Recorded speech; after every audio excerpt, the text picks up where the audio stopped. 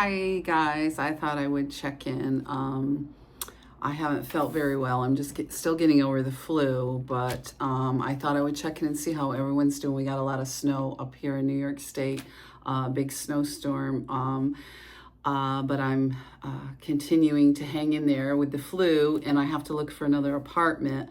So what I wanted to maybe do, what I have been doing, which is go over a little bit of my journal entries for this past week, because I was going to take a break for Lent and do some, I'm learning the new prayer that I concentrate on a little bit, the Examen prayer, I believe it's called, or Examen. You can see there, I highlighted it.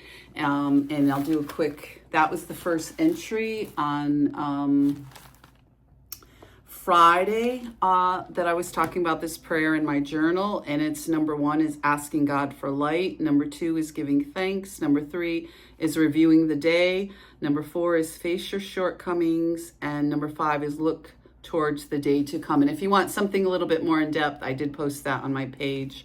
I know Lent started Friday, but I started writing about this prayer that I came across, Examen. If it's wrong, you can let me know in the comments, Examen prayer. So I thought that was really nice. And that was Friday. Again, I was going to take a break, but for Lent, but the harassment has continued here with the no heat. I posted, maintenance was here and so on and so forth with that, but I don't want to make this about that. I'm just going to go through some things that I want to highlight from my journal. And mostly I want to focus this on the crazy makers with coercive control. I've been starting to check a little bit back with the Julia Cameron book. And she talks about the crazy makers. So I thought I would start there because I've been kind of resting and I haven't been going out a lot because of what's been going on here. So I thought I would continue back with discovering creativity and meaning at midlife and beyond. So I've always loved Julia Cameron, and it was a nice place to just refresh and start. And certainly when it comes to create coercive control, which continues here, which is what I'm talking about, this hasn't stopped. Certainly with what's going on here, all the other apartments, and what's continued from trying to leave a domestic abuser. This is the result, and this is what continues, and it's been pretty bad. So made some notes about coercive control, and certainly tying it in with Julia's book about crazy makers. And crazy makers are usually people that are trying to cause drama and chaos in your life. Certainly taking a moment throughout Lent to practice this Examen prayer, reviewing the day, giving thanks, asking for light, face your shortcomings, and look towards improving yourself. So as I go through Lent, things are coming up for me, prior memories or different things that I've been working on, and the crazy making throughout my life. And that has continued, certainly when you leave an abuser or you leave, and certainly with my ex, he had quite a group of friends that it's almost like, you're divorcing these friends too that continue. And I had made an entry here. This was February 21st. This was Saturday. And I had made an entry here that I highlighted for you here, and I'll read it to you. They are all allowed to continue, but God has now severed and cut cords with all of them, even with my mother.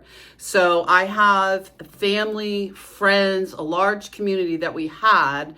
None of them were really that great with me. They were his friends.